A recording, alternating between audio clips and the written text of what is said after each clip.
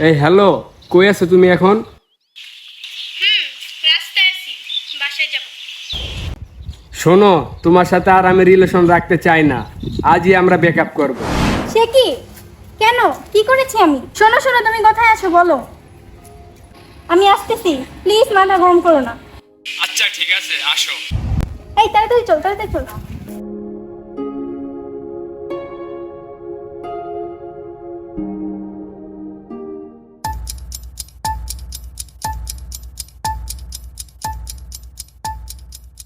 কি ব্যাপার, কিছু বলছো না যে?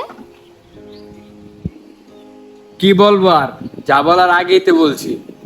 আজকে এখানে আমাদের সম্পর্ক শেষ। Breakup breakup breakup. না, এই কথা বলো না। আমাদের 5 বছরের সম্পর্ক তুমি শেষ করে দিও না।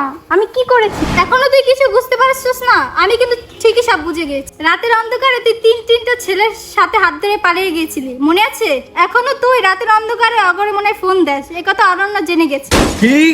তুমি 3 দিন আগেও আমার মাথায় হাত রেখে কসম কাটেছিলে বাবু, তোমাকে ছাড়া আমি আর কাউকে ভালোবাসি নাই। এখন 3টা বয়ফ্রেন্ড তোমার। যাই হোক, তুমি 3বার পালিয়েছো, তাই জন্য আমি ব্রেকআপ করছি না। তাহলে কেন? আমি জানি কেন। তুই ওর সাথে রিলেশন করার আগে বলেছিলিস তুই কলেজে পড়িস, কিন্তু তুই এটা 3বার ফেল করেছিস, সেটা মনে অনন্য জেনে গেছে।